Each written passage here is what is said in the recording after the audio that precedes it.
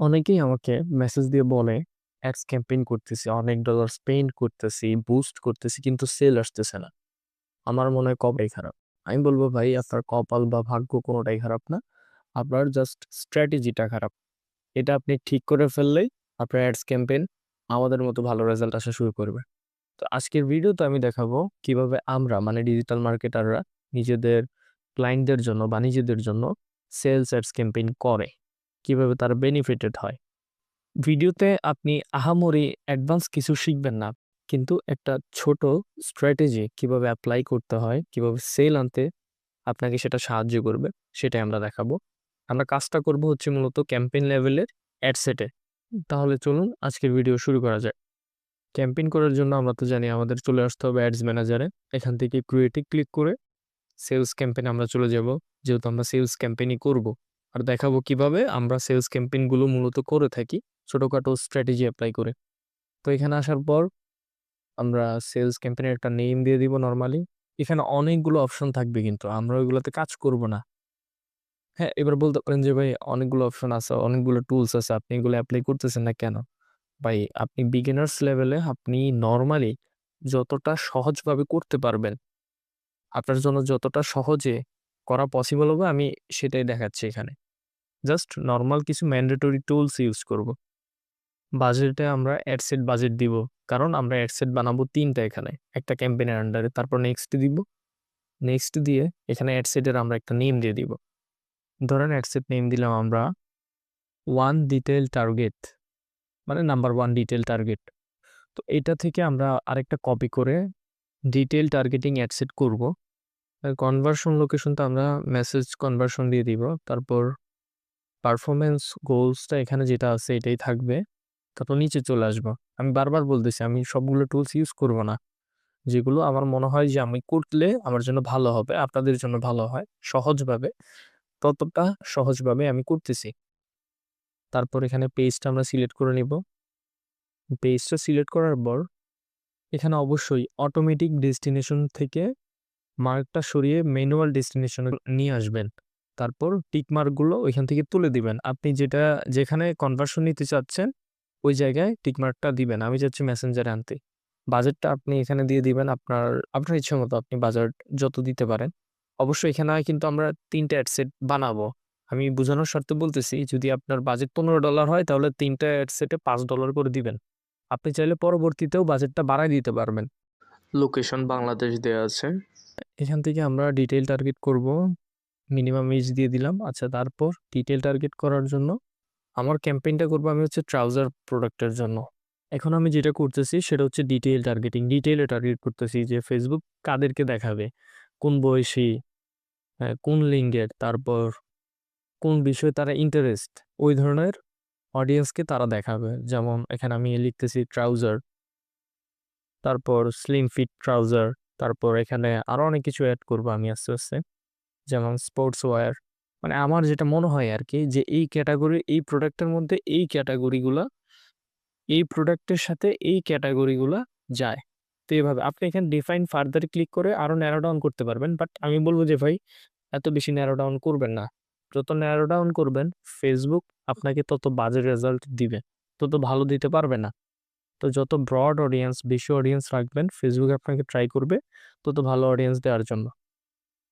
Add সেটে আমাদের কাজ শেষ। আমরা নেক্সটে চলে যাব। আমরা অ্যাড লেভেল আমরা এখন চলে আসছি। এখানে আমরা একটা নাম দিয়ে দিব। জাস্ট 1 আমরা লিখে দিলাম। পেজ আমাদের সিলেক্ট করা আছে। এখান থেকে ক্রিয়েট অ্যাড এ ক্লিক করে আমরা চাইলে একটা অ্যাড ক্রিয়েট করতে পারি।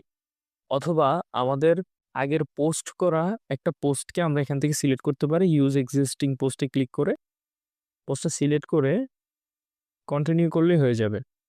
আমি অ্যাডটা এখানে ক্রিয়েট করতেছি না কারণ ভিডিওটা অনেক লং হয়ে যাবে। তাছাড়া ওইটা একটু ঝামেলাপূর্ণ মনে হইতে পারে। তো সহজভাবে এটাই হয় যে আপনি আগে পোস্ট করে রাখলেন, তারপর ওই ভিডিওটা এখান থেকে এসে সিলেক্ট করে নিলেন। এখানে আমাদের কাজ শেষ। সিলেক্ট করার পরে এখন কি আমরা পাবলিশ দিব না? এখন আমরা এখানে পাবলিশ দিব না। এখানে আমরা যেটা করব এখানে ৩ টা আমরা অ্যাড সেট রেডি করব। ৩ টা অ্যাড সেটে আমরা ক্যাম্পেইনটা করব। অ্যাড সেটে ক্লিক করে ২ টা ডুপ্লিকেট অ্যাড সেট ক্রিয়েট করব। এখানে আসার পর ২ টা থেকে একটা রাখবো হচ্ছে সেম ডিটেইল টার্গেটিং এর অ্যাডসেট। আর আরেকটা করব হচ্ছে ওপেন টার্গেটিং। তো ডিটেইল টার্গেটিং যেটা থাকবে ওটা সেম টু সেম থাকবে। এখানে আমরা কোনো এডিট করব না, কোনো কিছু করব না। ফার্স্ট আর সেকেন্ড অ্যাডসেট সেম থাকবে। আমরা কাজ যেটা করব এখানে আবার থার্ড অ্যাডসেটে এসে আমরা ওপেন টার্গেটিং করব। তো ওপেন টার্গেটিংটা কি? ওপেন টার্গেটিংটা হচ্ছে ডিটেইলে কোনো টার্গেটিংই না করা। মানে আপনার যে অডিয়েন্স আছে, ফেসবুকে কোনোভাবে কোনো টার্গেট করে না দেওয়া। ফেসবুক তার ইচ্ছামতোভাবে নিজস্ব এক্সপেরিয়েন্স ইউজ করে সে আপনাকে ক্লায়েন্ট দিবে, কাস্টমার দিবে। তো এটাকে বলা হয় ওপেন টার্গেট। তো আমরা এখান থেকে যেহেতু ওপেন টার্গেট করব, আমরা যে ডিটেইল টার্গেটিং এর রেস্ট্রিকশন দিয়েছিলাম যে আমাদেরকে এই এজের মধ্যে দিবা, তারপর এই detail targeting, demography, interest based মানুষগুলোকে দেখাবা। এগুলো আমরা সব সরাই দিব। সরাই দেওয়ার পর আমরা নেক্সটে চলে যাব। এখান থেকে পোস্টও দেয়াই আছে। তারপর আমরা ক্যাম্পেইনে এখানে ক্যাম্পেইনে ক্লিক করে পাবলিশ করে দিব। এখানে আমরা কি কাজগুলো করলাম? আমরা এখানে ৩ টা অ্যাড সেট রেডি করলাম একটা ক্যাম্পেইনের আন্ডারে। ৩ টা অ্যাড সেটের ২ টা অ্যাড সেট হচ্ছে সেম ডিটেইল টার্গেটিং। আমরা মূলত সবাই একটা অ্যাড সেটেই ক্যাম্পেইন চালু করে দেই। কিন্তু আমরা এখানে ৩ টা অ্যাড সেটে ২ টা রাখছি ডিটেইল টার্গেটিং, মানে টার্গেট করছি। আমার মনে হয়েছে যতটা করা প্রয়োজন আমি ততটা করছি। এবার আপনার যদি মনে হয় যে না আরো বেশি করার, আপনি ডিটেইল টার্গেটিং ওইভাবে করবেন। ২ টা রাখবেন ডিটেইল টার্গেট, একটা আরেকটা কপি করে নিবেন। আর থার্ড যেটা থাকবে ওইটা ওপেন টার্গেট করবেন। ওটা যে টার্গেটিং গুলো থাকবে ওইগুলো রিমুভ করে দিবেন। দেন আপনি পাবলিশ করে দেন। ঠিক আছে? এবার এখান থেকে আপনি খেয়াল করবেন মজার বিষয় যে সবগুলো কিন্তু সেম রেজাল্ট দেখাবে না। অনেকগুলো দেখবেন যে অনেক কাছাকাছি, মানে অ্যা ৩ টা অ্যাডস দেখবেন যে হয়তোবা অনেক কাছাকাছি রেজাল্ট দেখাবে বা অনেক ব্যতিক্রম হবে। তো আপনার এখান থেকে যেটা মনে হবে যে ভালো রেজাল্ট আসতেছে, ওইটা আপনি কন্টিনিউ করবেন। ওইটা ক্যাম্পেইনে চলে আসবেন।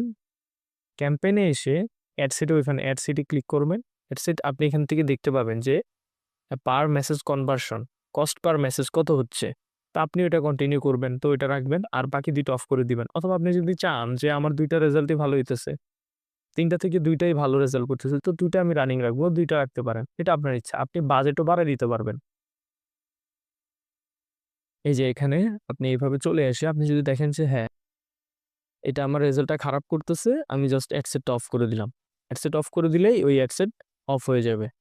মানে ৩ টা অ্যাডসেট থেকে একটা অফ করে দিলেন আপনি, বাকি ২ টা চলবে। আর আপনি চাইলে ক্যাম্পেইনও ডাইরেক্ট অফ করে দিতে পারবেন, সমস্যা নাই। আপনি যদি চান যে না আমি ২ টা চালাবো, সেক্ষেত্রে সেটাও পসিবল। আপনি যদি চান যে আপনি ২ টা অফ করে দিবেন, সেক্ষেত্রে সেটাও পসিবল।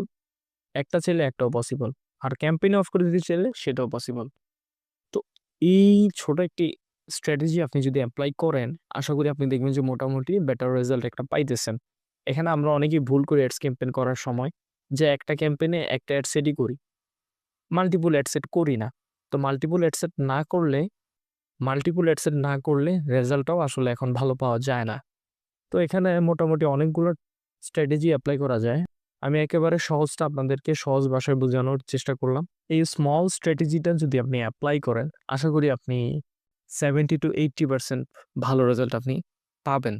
আপনি যদি Facebook অ্যাডস ক্যাম্পেইন বা Facebook মার্কেটিং রিলেটেড যেকোনো কনসালটেন্সি অথবা সার্ভিস আপনার প্রয়োজন পড়ে, Facebook ফলোয়ার্স বা এই ধরনের যেকোনো কিছু, আপনি আমাদের সাথে যোগাযোগ করতে পারেন। ডেসক্রিপশনে হোয়াটসঅ্যাপ নাম্বার দেওয়া থাকবে। তো এই ছিল আজকের ভিডিও।